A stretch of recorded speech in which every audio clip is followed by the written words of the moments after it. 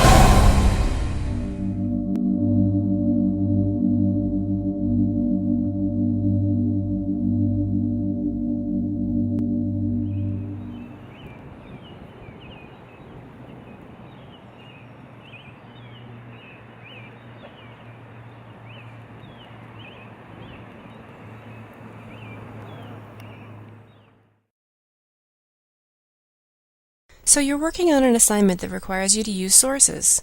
How can you be sure you don't plagiarize? Plagiarism can be intentional or unintentional. It can happen any time you misrepresent information or are dishonest about where information came from. This includes taking credit for other people's ideas. Most of the time, it can happen when a person is confused about whether or not they need to cite information and how they need to cite it. Many instances of plagiarism occur because students wait until the last minute to do research and hastily grab information from sources without analyzing them or integrating them into their own work. Simply restating something in your own words doesn't mean that it's your own thought. You'll need to include a citation anytime you directly quote, summarize, or paraphrase information from a source. So why shouldn't you plagiarize? First, it means you're not really learning the material.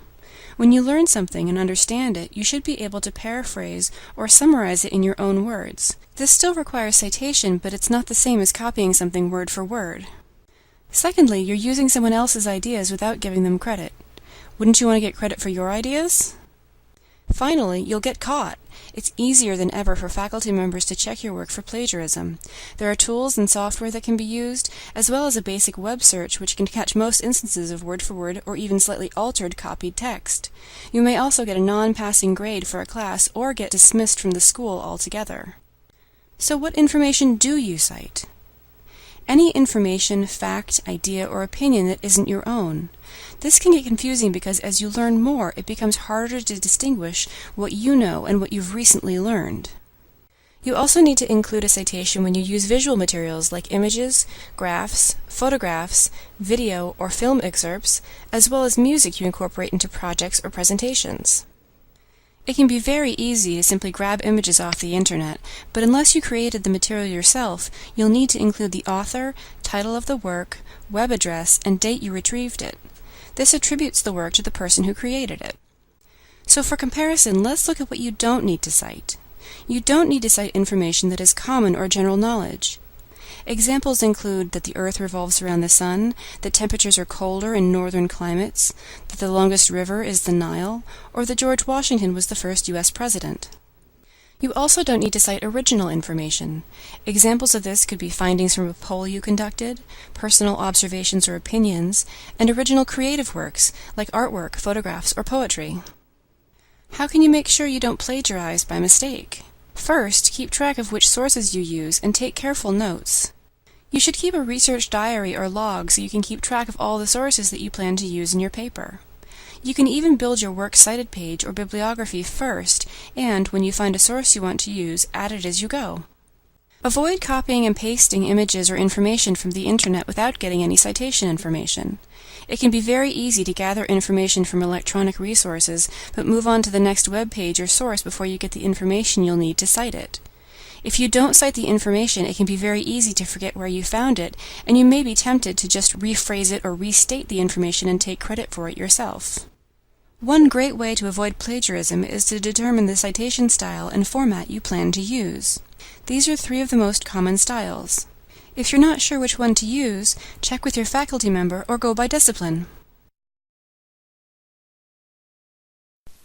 The following slideshow is intended to help you recognize and get rid of the problem of plagiarism. If you would like only the video portion, just turn the audio down. Few people set out to be plagiarists, but for many students, plagiarism happens. Why do we plagiarize? We're pressed for time. It doesn't seem like a big deal. Other people write better than we do.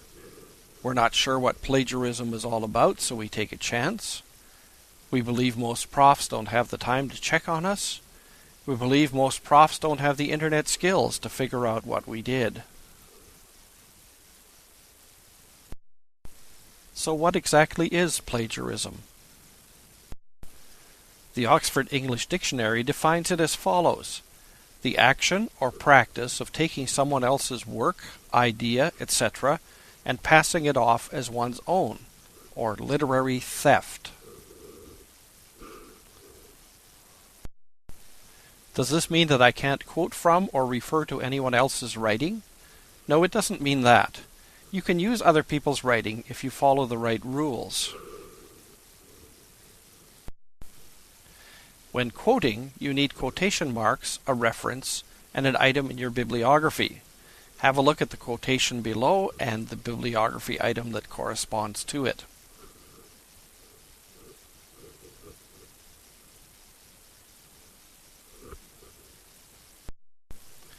When referring to an author's work, you don't need quotation marks, but you do need a reference and an item in your bibliography. Have a look at the following reference to an author's work and bibliography item.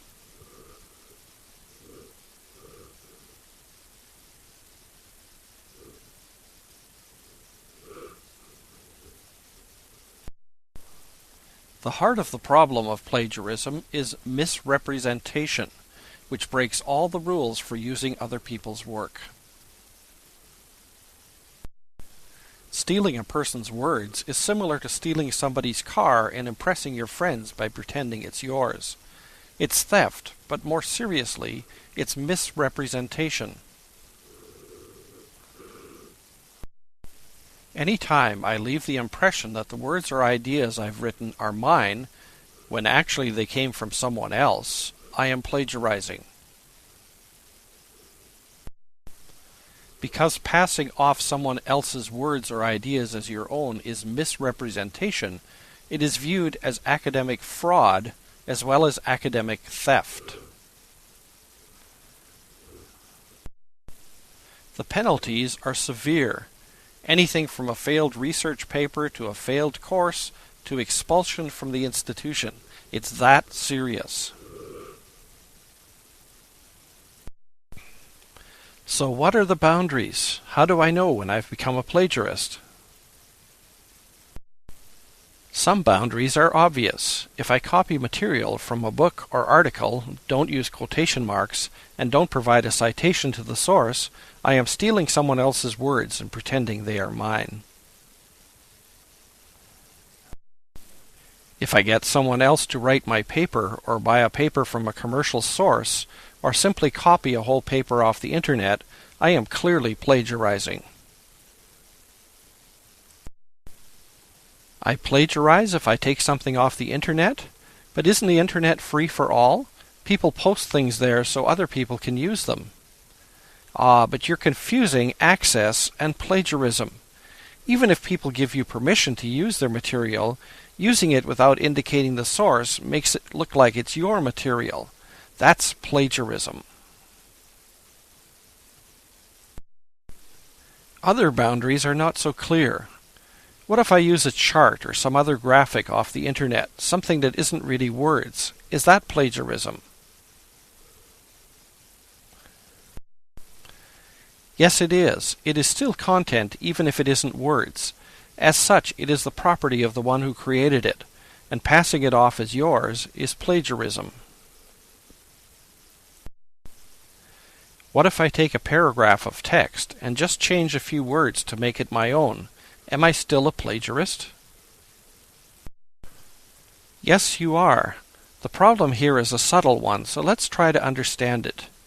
When you just change a few words, the structure of the original is still there. the form of the paragraph, the arrangement of sentences, the ideas in their sequence. You may change some of the words, but you are stealing the structure. What if I don't use another author's words at all, but I find an author that has a great idea that I don't see anywhere else? Can I use it? Only if you create a citation to show that the idea is not yours, but came from this other author. Otherwise, you are stealing an idea. We've looked at some examples, but what ties them all together? It's the idea of intellectual property. What comes out of my mind and is communicated to others remains my property. If you use my intellectual property as if it were your own, you are plagiarizing. What can I legitimately use as an information source without having to make a citation for it? Here are some examples. Your own ideas, your own analysis, evaluation of other people's ideas, once you have provided citations for the ideas themselves, and common knowledge, knowledge that you find in several sources that are not themselves depending on a single earlier source.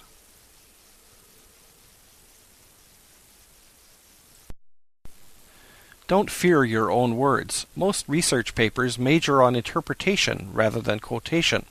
Have a look at the following. You'll see that this is an interpretation of these sources rather than a quotation of them.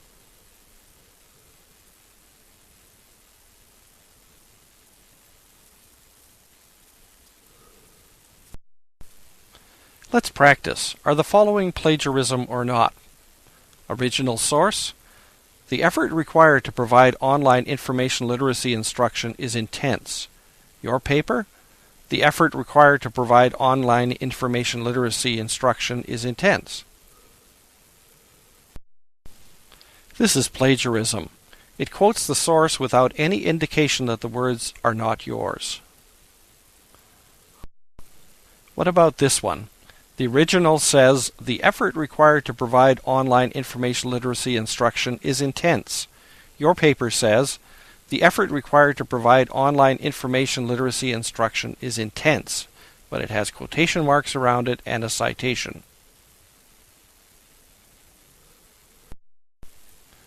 This is not plagiarism.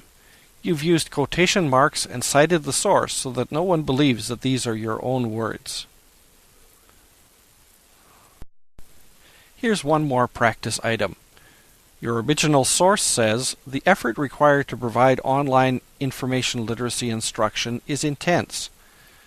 Your paper says, Smith, 2006, page 42, argues that providing online courses in information literacy is hard work. This is not plagiarism.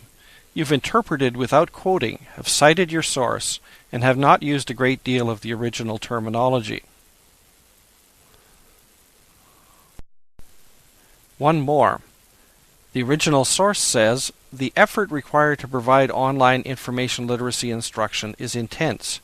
Your paper says, the work needed to provide online information literacy teaching is intense.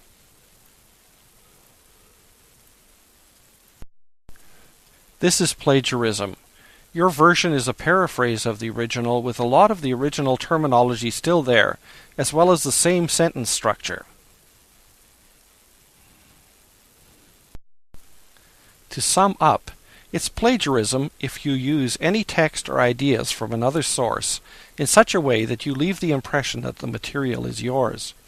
Unless you know the information is common knowledge, found in several sources that do not depend on a single original source, using it is plagiarism.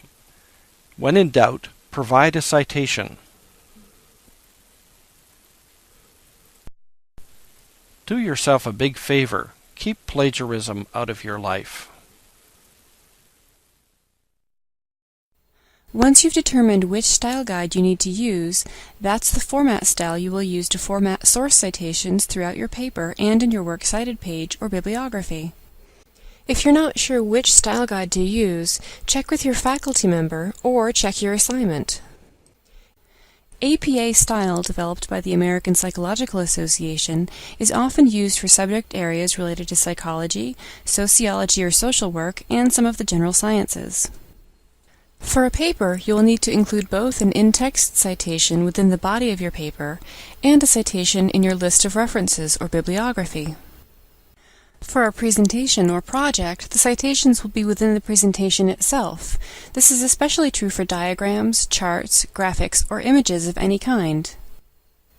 If your presentation or project will also include a separate bibliography or references page, you can usually use in-text citations throughout your presentation and then include the complete citation in that separate document. If you're quoting the source directly, an in-text citation could look like this. You're referring to the author, the date of the work is in parentheses, and the page number follows the specific quotation. If you are paraphrasing or summarizing the source, you'd include the same reference to the author and the date of the work, but in a slightly different configuration depending on your sentence structure. You wouldn't need the page numbers unless you're going to use multiple ideas or concepts from the same source throughout your paper. The basic format for a book in your references page contains the name of the author or editor, the date, the title of the book, and the location of the publisher and publishing company.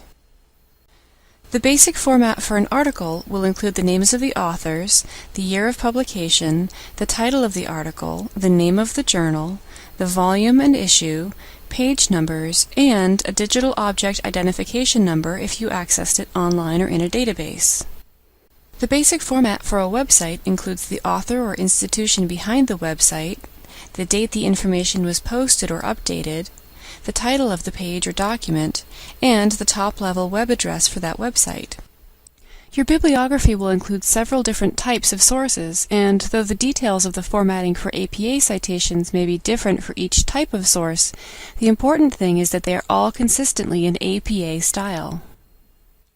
You can find specific examples of APA citation format for books, magazine and journal articles, and websites on the library's website in the Guides and Help section. This guide will show you how to reference using the APA 6th edition style. The basic elements you need to look for are the author, date, title, subtitle, edition, place of publication, and publisher. Author. The reference starts with the first author's family name, a comma, then the initial or initials of the first name. If you have more than one author, you should include all of them in the reference. If you had 3 authors, for example, the reference would look like the following. Date. Look for the most recent date. Do not use the reprint date. Title. This should be in italics. Only capitalize the first word of the title and subtitle. You also use capitals for proper names such as people and countries. Edition. Be careful of the format you use. You always have the letters in plain text. Place of publication. Use the name of the city or town and the country name, except in the US when you use the abbreviated state name. Publisher. You only need to put enough information to identify the publisher. For more information, please see the referencing and citation page on the library website. All right. Hello to anyone out there watching this video. This is a short guide to formatting a document in APA style using Word 2010. Brought to you by the Daytona State College Writing Center. Alright, first thing I'm going to do is go to Page Layout and click on Margins and make sure that Normal is checked. This is the default setting. It's also APA's preference, so it never hurts to double check. After that, we'll go back to the Home tab, click on the Font Control dialog, and under Font here we're going to type Times New Roman.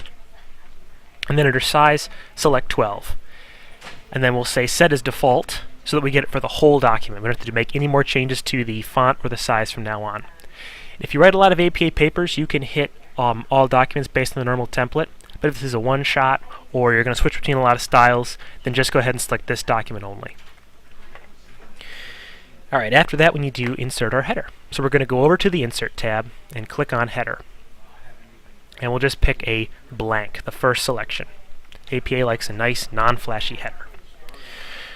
Another thing we're going to need to do is in the Design tab here, select different first page. That's because we're going to type the words running head, and they belong only on the first page.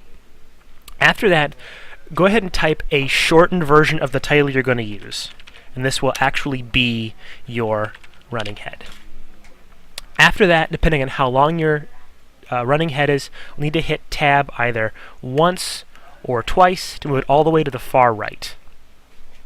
Then next we'll put the page number itself in, so go back to Insert, click on Page Number, and under Current Position, select Plain Number, because once again, all the focus should be on the content in APA.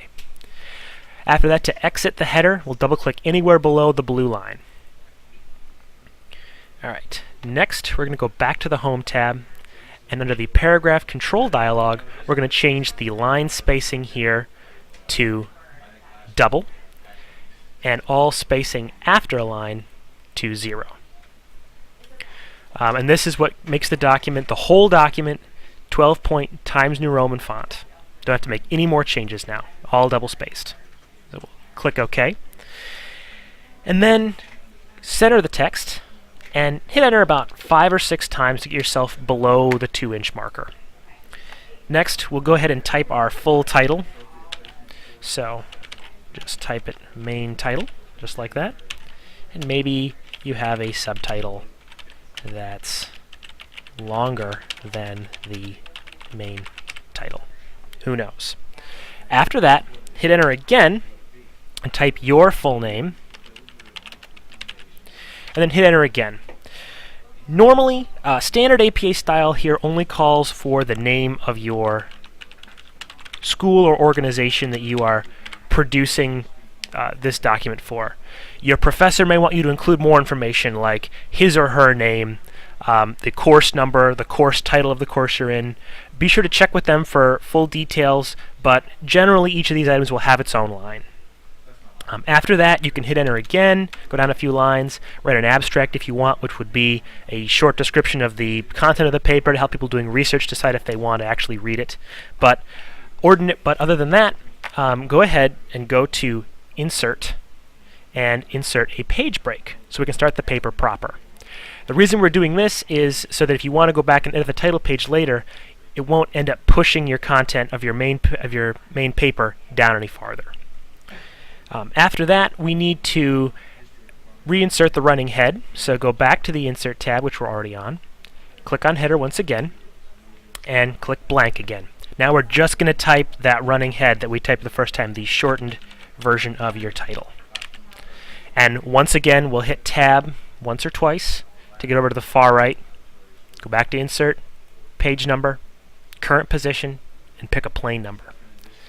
And now we've got a running head and a page number throughout the whole paper. We don't have to revisit this at all. So next, double-click below the blue line once again. Type your main title again. And don't forget that subtitle. I'm not going to type the whole thing, but normally it should be the full subtitle yet again. Then hit Enter. Go back to the Home tab and align the text left. And we'll do one more thing. Under the Paragraph Control dialog, under indentation, change the special spacing to first line, and that will indent the first line of every paragraph by a ½ inch automatically. After that, you can start typing.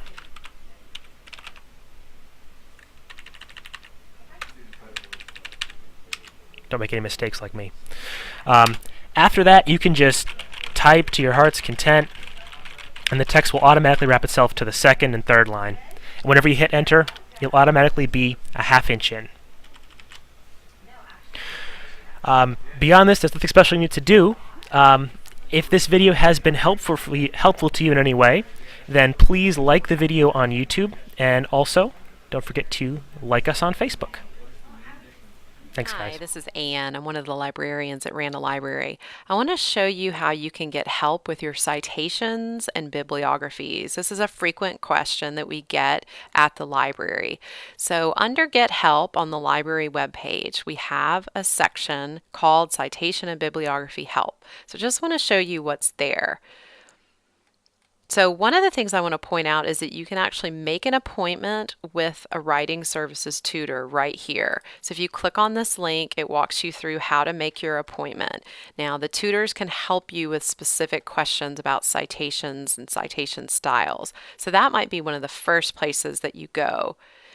Now we also have links to the APA and MLA OWL Purdue guides. Purdue University has created some great guides. So if you take a look at APA, for example, they show you how to generally format your citations. They even give you specific examples. So here's basic format for books and then some more specific examples of how to cite books in APA. So those are some great guides too. I'm going to go back to the library page as well. Now, of course, the best place to go is to use a specific manual. So we do have citation manuals for all of the main styles. So Chicago, MLA, APA. So here are some of the most frequently asked for manuals. And then you can search our website, or the library catalog, to actually find the location and call number for a different manual that if you don't see them listed here. Most of them are at the Learning Commons help desk. So when you come into the library, you'll see that desk on your right, and we have them right there at the top of the desk. We do link to some other tools like NC State's Citation Builder. Now keep in mind, anything like this that does the citation for you, it's a program, it's bound to have errors, so you definitely want to double check. So that's why using a manual is really the best way to go. Now the library offers something called EndNote Web, which is an online tool that helps you collect and organize and format your references. So you might want to look into that, and there's information here about how to create your account. So there's some other guides here as well, but anytime you need citation help, this is the best place to go. And again, if you do need help from a librarian, you can certainly come to the Learning Commons help desk. You can also get help in other ways through email or phone. You can chat with us. Now keep in mind that most librarians don't have every publication manual memorized. So what we'll typically do is work with you and show you where the manuals are, and we'll help guide you through how to find your specific manual and then your specific question. So again, get help, citation and bibliography help. It's also listed right on the main page here. And if you have any questions at all, please let us know. Hello to anybody out there watching this video. This is a short guide to formatting your paper in APA style using Word 2010, brought to you by the Daytona State College Writing Center. Alright, so the first thing we're going to want to do is go to Page Layout, click on Margins, and make sure that Normal is checked, because APA prefers a standard 1-inch margin page, and this is the default setting, but we're just going to make sure. The second thing we'll do is go back to the Home tab and click on the Font Control dialog and make sure that the default font is set to Times New Roman and that the size is set to 12. To make sure the whole paper gets typed in this font and size, we'll click on the Set as Default button. I'm going to do it for this document only in case I decide to change my mind later. But you can set it for all documents if you write a lot of APA papers. The next thing we'll do is go over to the Insert tab. Click on Header and go for the first option, Blank. In the header, on the very right, you'll type a short version of your title in all caps.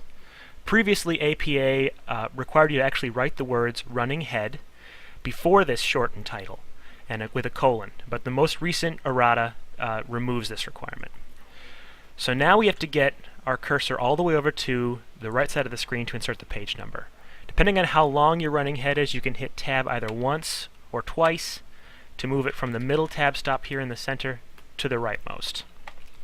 After that, we'll go back to the Insert tab, click on Page Number, and from Current Position, we will pick a plain number. And once again, APA likes all the focus to be on the content. After that, we're done with the header. So to exit, we'll double-click anywhere below this dotted blue line. Next thing we'll do, go to the Home tab and click on the Paragraph Control dialog. In here, we're going to change the spacing to double and the spacing after a line to 0. This is how we make sure the whole paper is written in that double-spaced Type 12 Times New Roman .12 font that everybody's crazy about. After this, we're going to write our title. So go ahead and, under the paragraph box, center the text, and then hit enter about 5 or 6 times to get your cursor below the 2-inch mark in Word. After this, we will type your full title. Maybe you have a subtitle that's longer than the main title. Who knows? After that, hit enter again and type your name and hit enter again. Now, APA standard style here would only ask for the name of the school or organization that you are writing this paper for. But some professors require you to put their name, the course number, the course title, the due date. There's a lot of things that can go here. Just make sure each one of these items has their own line. But for standard APA style, all it's really required is the school. After that, you can skip a few lines, and if you're writing an abstract, if you have a longer paper, the abstract would be a short summary of the paper to help anyone doing research know what it's about before they read the whole thing.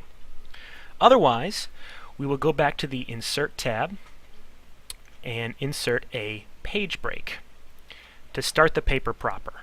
We inserted the page break just in case you want to go back and edit your title page later. This won't cause anything that's written in the main body of your paper to get moved down.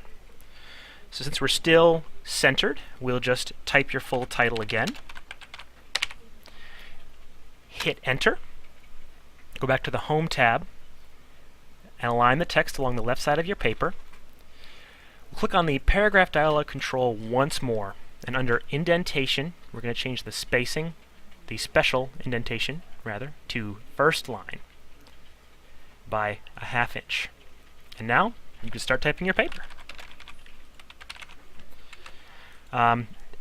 Beyond this point, there is nothing special you have to do with the formatting. You can just type to your heart's content, and the text will wrap itself on the second and third lines. And every time you hit enter, you'll automatically be a ½ inch in. Alright, and this concludes the basic APA formatting for Word 2010. If you like the video, if the video has helped you at all, be sure to like and check out the Daytona State College Writing Center on Facebook. Thanks, guys. Talk to you later.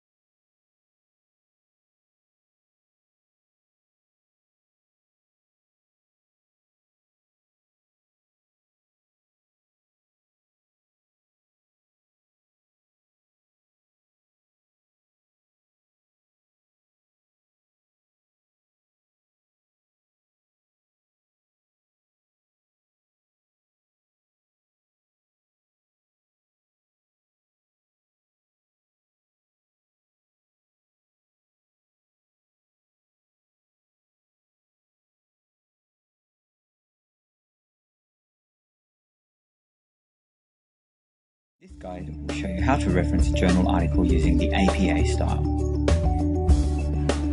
The details for citing a journal article are generally found on the page where you access the article. Important details include the author of the article, year it was published, title of the article, volume and issue number, a page range, and the DOI if available. Once you have found these details, you will need to format them in a specific way.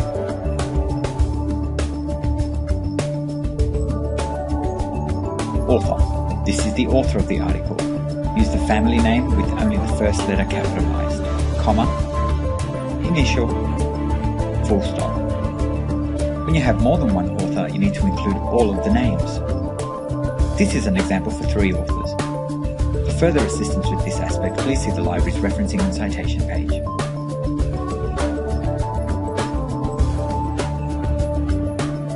Date. You need to note the date the article was published. Format using the year in brackets followed by a full stop.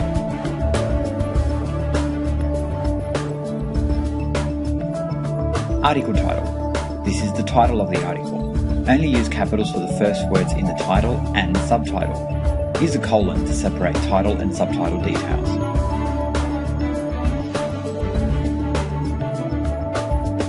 Journal title. This is the title of the journal where the article can be found. Format this information using italics followed by a comma. Volume number. Use italics for this number.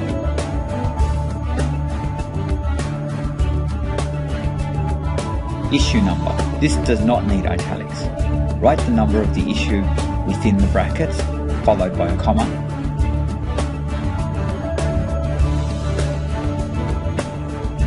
Page number. Include the start and end page of the article separated by a dash. This is followed with a full stop.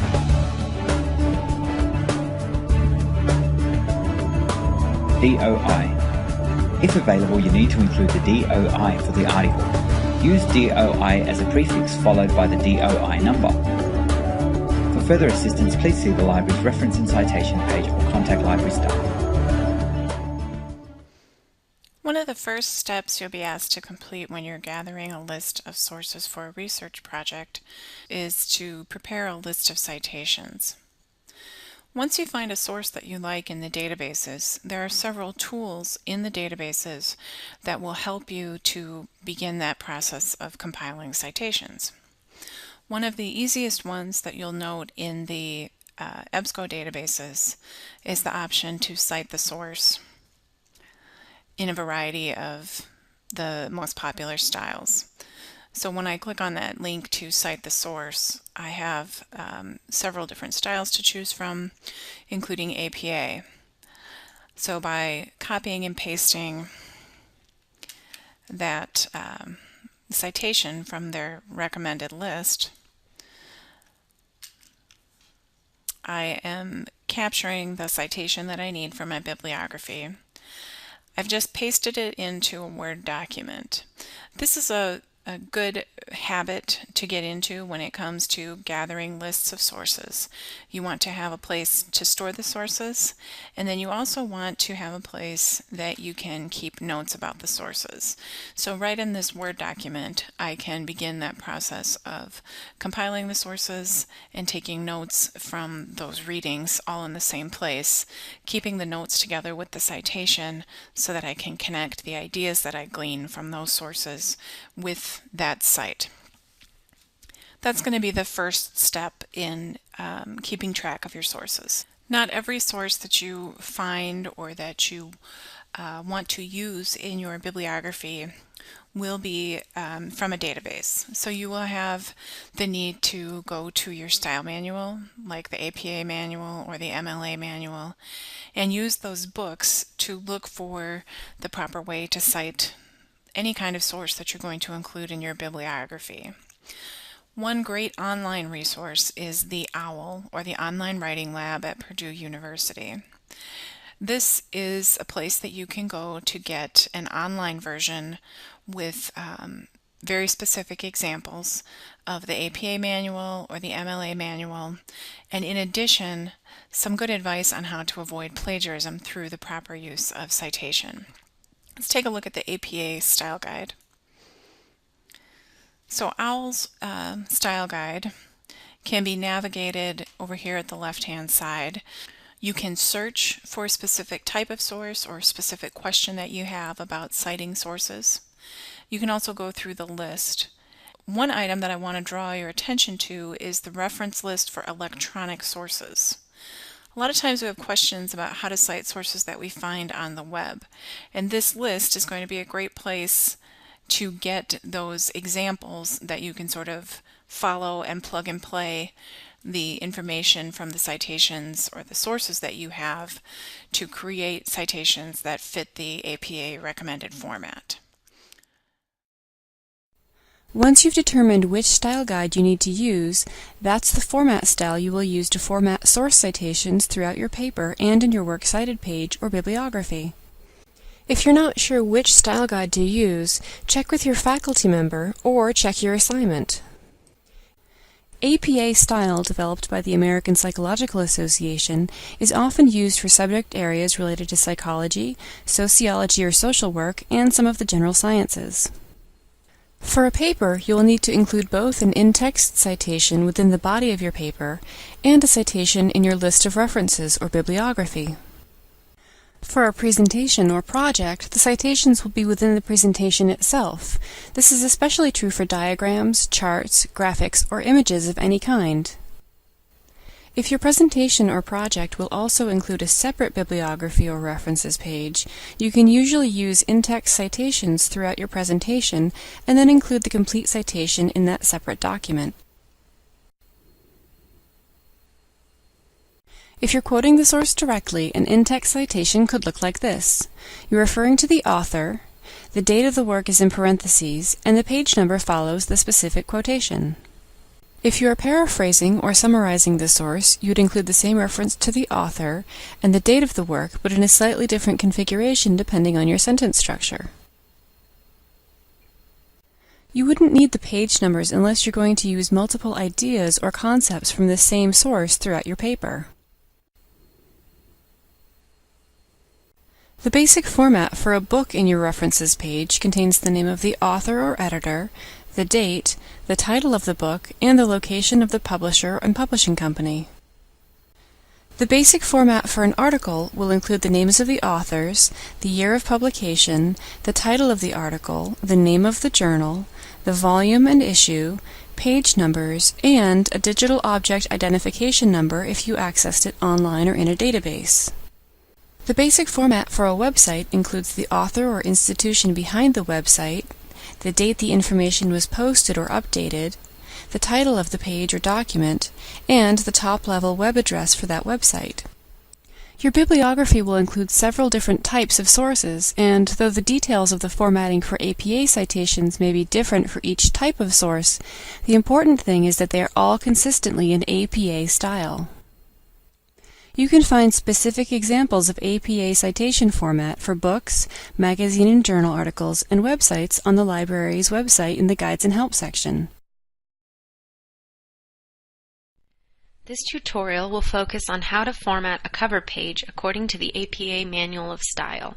I will demonstrate how to insert a blank page at the beginning of your paper, how to make your cover page header different from the body's headers, and what you should write on your cover page. To insert a cover page, I'm going to come to the Insert tab and I'm going to look at this box. You're not going to want to use cover page. I know it seems like the obvious choice, however, they're stylistic and they're not necessarily formatted in the APA style. So what you're actually going to do is select blank page. As you can see, all it did was move my text down a page. APA requires you to have a different header on the cover page. To reopen my header, I need to double click on the gray text. As you can see, it's open and I'll come back to my design toolbar. I'm going to select different first page. All of my text has disappeared in my header, however, it has not disappeared throughout the rest of my paper. The headers are still there. Back on the cover page header, I'm going to type running head in regular caps. Put a colon. Your title needs to be completely capitalized. Type it next. Remember, all in caps. Next, you're going to hit Tab on your keyboard so that it'll be right aligned. We need to insert a page number, so we're going to come up to the header and footer tools, over to the page number, and we're going to select Current Position. The plain number will do. Next, we need to do the headers for the body of the paper. Scroll down to the second page. If you've typed your header already, be sure that the title is completely capitalized. Mine is not. I need to select that using my mouse and then delete it. I'm going to retype my title, all in caps.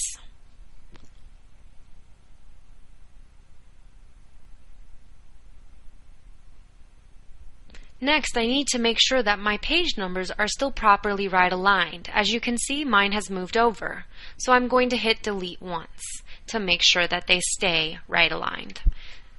Everything in the headers is correct and finished.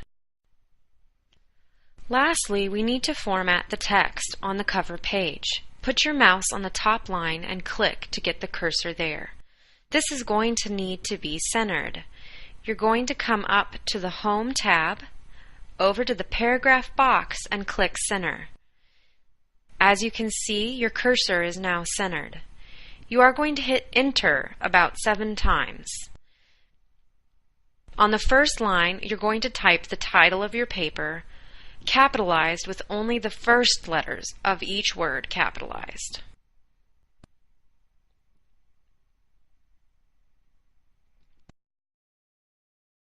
Hit Enter. This is where you're going to put your name. You're going to hit Enter one last time. This is where you would put your affiliation. If you worked for a business or a hospital, that's what you would put here. Because you are a student, you're going to put the title of your university or college. Be sure to save your paper, and the formatting for your headers and the cover page is complete. To review, we inserted a blank page to act as the cover page, we formatted the cover page's header, and we titled our cover page correctly. If you need any help, please contact the library at king.edu. I wanted to provide you with some general guidelines about in-text citations in APA format. When we write research papers, we have to tell our audience where we're getting our information from. One of the ways to do that is to create an in-text citation. Generally speaking, there are 3 pieces of information that need to go into an in-text citation in APA format. One of those is the author's last name, then there's the year of publication, and then the page on which that information appears. So let's take an example. According to a recent survey, 60% of Americans are in favor of stricter gun control laws.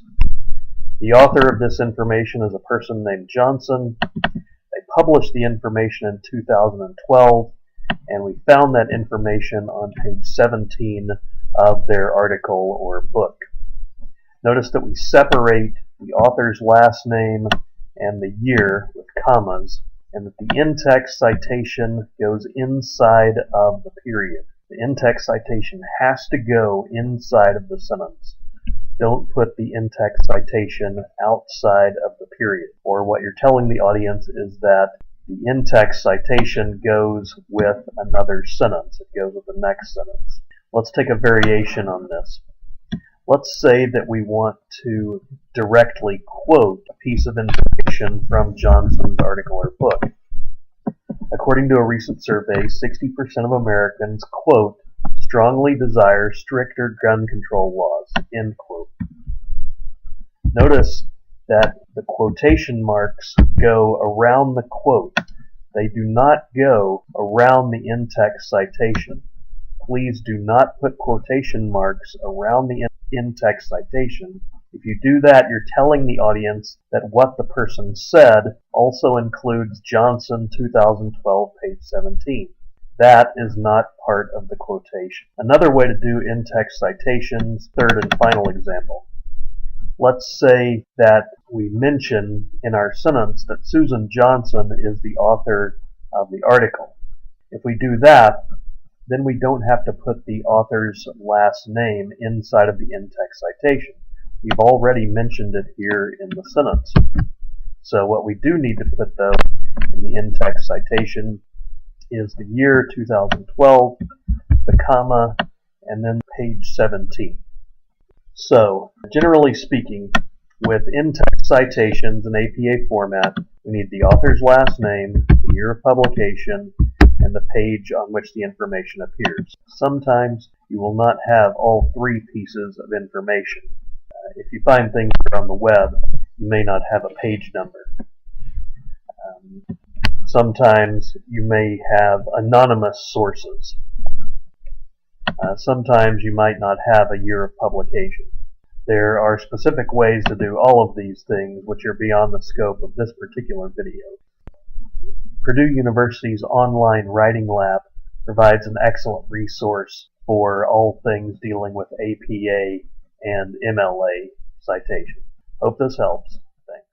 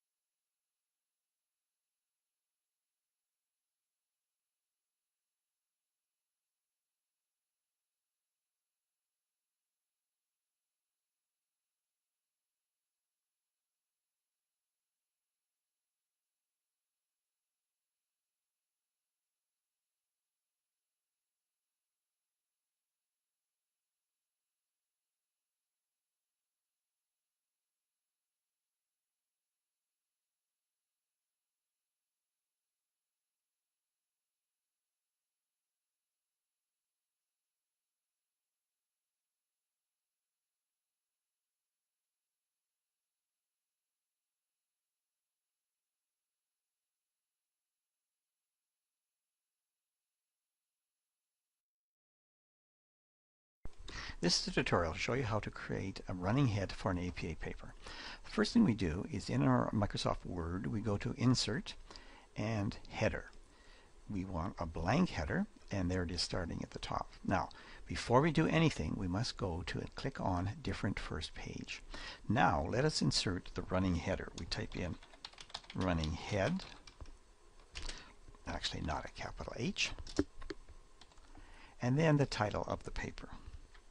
I have typed in all caps, short form of the title. You don't need the entire thing.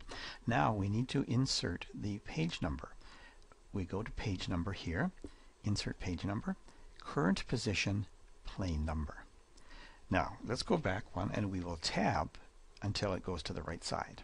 Very good. So our first page is done. What we need to do is page down to our second page. Now we will insert the same title of the page, Cicero in the Current World, and then tab across to there. Again, insert page number, current position, plain number. And there we go. There is our running head at the very, very top, and at the bottom, Cicero in the Current World. And we can see that this header continues throughout the paper. So it's a very simple method. Follow this and you'll be able to insert your APA header. In Word 2013, there's two different ways to start a new APA document. The first way is from within Word. Click File, New, Personal,